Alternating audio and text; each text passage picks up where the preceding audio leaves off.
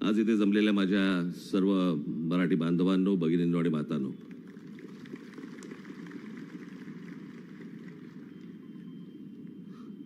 सर्वप्रथम तुम्हाला आज मराठी भाषा दिनाच्या मनपूर्वक शुभेच्छा देतो। इतका चांगला कार्यक्रम चालू असताना मध्ये आम्हाला का भाषण करायला देतात मला काही कळत नाही। खरं तर अशा दिवशी यावं, छान कार्यक्रम पाहावा आणि घरी जावं। निवडणुका आता तोंडावरती आहेत। हे असे कार्यक्रम तुम्हाला बघायला नाही मिळणार पुढचे 2-3 महिने। त्याच्यानंतर फक्त 2-3 महिने आमचीच पकपक ऐकायला लागेल तुम्हाला।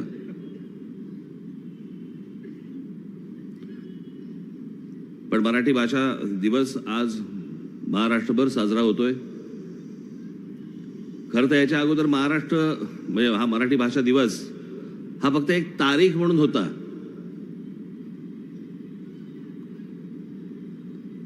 आमच्या कुसुमाग्रजांचा जन्मदिवस म्हणून एक तारीख म्हणून ओळखला जायचा।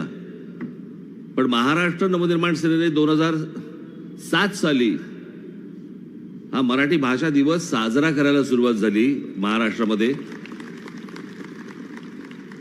आणि मग अनेक जण या गोष्टी करायला लागले। अशा अनेक गोष्टी आहेत ज्या आम्ही सुरुवात केली आणि नंतर बाकीचे करायला लागले।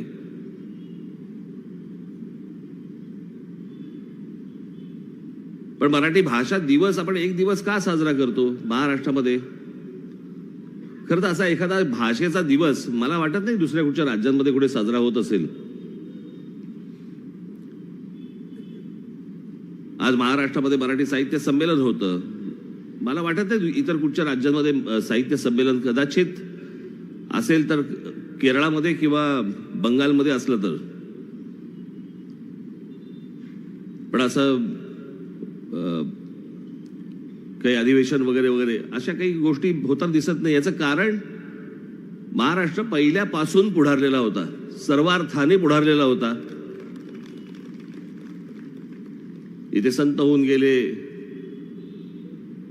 महापुरुष होऊन गेले, आजही आहेत, होणार आहेत, येत आहेत। कवी होऊन गेले, कवयित्री होऊन गेल्या।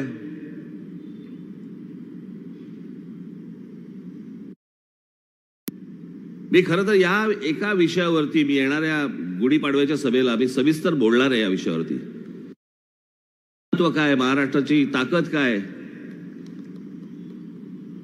हा महाराष्ट्र मुळात काय, यावरती खरंच मी सविस्तर बोलणार आहे।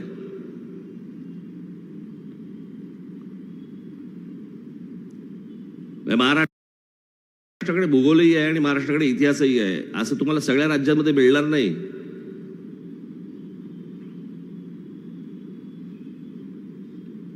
मी आज सकाळीच एका आपल्या प्रशांत दामलेंच्या कार्यक्रमाला गेलो होतो। त्यांनी एक तिकिटालय म्हणून नवीन एक ॲप सुरू केलंय, त्याच्या कार्यक्रमाला गेलो होतो। आज मराठी भाषेमध्ये अनेक चित्रपट येत आहेत। काही कमतरता आहेत, काही गोष्टी आहेत, त्या मला असं वाटतं आपण त्या सुधारून पुढे जाणं पण तितकंच गरजेचं आहे, आवश्यक आहे।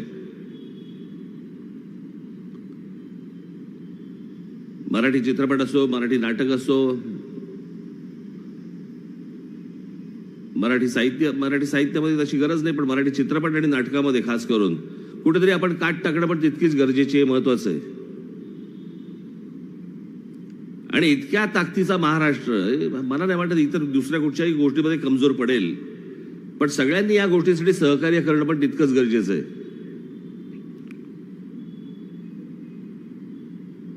मराठी भाषा या विषयावरती खूप वेळ बोलता येईल, पण जाता आता मी आपल्याला फक्त एवढंच सांगेन, तुम्ही जे OTT प्लॅटफॉर्म्स बघता, ज्याच्यावरती नेटफ्लिक्स आहे, ज्याच्यावरती अमेझॉन आहे, ज्याच्यावरती अनेक गोष्टी आहेत, आज अनेक चित्रपट येतात आणि त्या चित्रपटांचे डब्ड व्हॉइसेस, आवाज हे तामिळमध्ये असतात, तेलुगूमध्ये असतात, कन्नडामध्ये असतात। खूप ठराविक चित्रपट आहेत, तुम्ही सर्च केलं तर तुमच्या लक्षात येईल। खूप ठराविक चित्रपट आहेत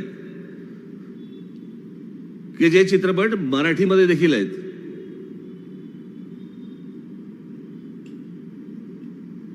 मी मराठी डब असलेले चित्रपट नेहमी बघतो, मुद्दामून बघतो, कारण त्या सगळ्यांना कळलं पाहिजे की महाराष्ट्रामधला जो मराठी माणूस आहे तो त्यांचे चित्रपट मराठीमध्ये बघतो, भले इंग्रजी येत असलं तरी. तुम्हाला काय वाटलं दक्षिणेतल्या राज्यांना काही हिंदी येत नाही, त्यांना समजत नाही? त्यांना समजतं, पण तो हट्ट असतो की माझ्या भाषेत तुम्ही चित्रपट आणा तर बघीन. आपण आपल्या भाषेसाठी हट्ट केला पाहिजे.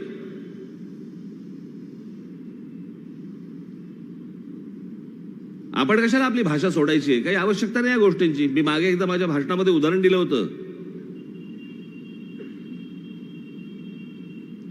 रवींद्रनाथ टागोर यांना मॅगसेस अवॉर्ड आहे, जगातली खूप मोठा अवॉर्ड आहे ते.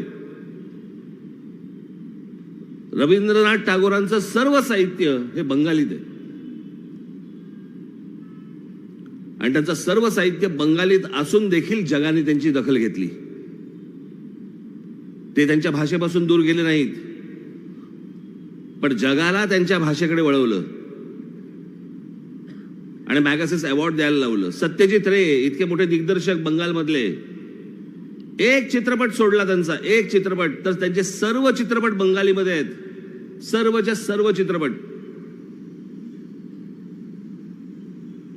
पण ऑस्करचा लाईफ टाईम अचीवमेंट अवॉर्ड हा सत्यजित रेनं त्यांना दिलाय. अमेरिकेमध्ये बसलेली माणसं जी भाषा समजत नाही अशा भाषेतल्या एका दिग्दर्शकाला, तोही भारतातल्या, लाईफ टाईम अचीवमेंट अवॉर्ड देतात.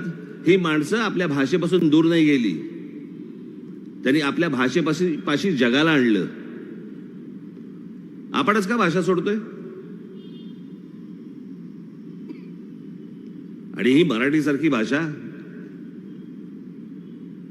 मला नाही वाटत इतके संस्कार असलेली एक भाषा. तुम्ही साधा विनोद घ्या, या भाषेमधले विनोद घ्या, तुम्हाला इतर भाषांमध्ये मिळणार नाहीत.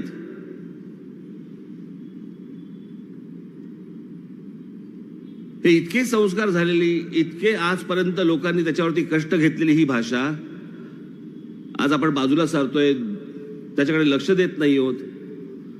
आणि म्हणून मला वाईट या गोष्टीचं वाटतं की कुसुमाग्रजांच्या जन्मदिनी फक्त आपण एक दिवस मराठी भाषेचा सन्मान करतो, एरवी काय करतो? मी आता एक नवीन महाराष्ट्र नवनिर्माण सेनेतर्फे, जी जरी माझ्या पक्षातर्फे जरी असली तरी ती महाराष्ट्रासाठी म्हणून, मराठी माणसांसाठी म्हणून, मी मराठी माणसाने काय गोष्टी केल्या पाहिजेत मराठीसाठी याची एक शपथ मी आता पुढच्या 1-2 दिवसामध्ये आणणार आहे. तेवढी जरी गोष्ट मला असं वाटतं प्रत्येक मराठी माणसाने केली तरी मला असं वाटतं की आपल्याला हे असले एक नुसता एक दिवस साजरा करून होणार नाही. त्या दिवशी आपण, मला असं वाटतं की कुसुमाग्रजांची फक्त जयंती म्हणून साजरी करू, पण भाषा दिवस म्हणून आम्ही 365 दिवस करू. या प्रकारची शपथ मला असं वाटतं आजच्या दिवशी आपण घेणं गरजेचं आहे, आवश्यक आहे की मराठी भाषा टिकवू, मराठीसाठी, मराठी भाषेसाठी म्हणून, मराठी माणसासाठी म्हणून जे जे काही म्हणून शक्य असेल. आज तर मी त्या कार्यक्रमामध्ये सांगून आलो की ज्या मराठी नाटक असो, चित्रपट असो, साहित्य असो, ज्या गोष्टींसाठी तुम्हाला राज ठाकरेची गरज लागेल, गृहीत धरा मला.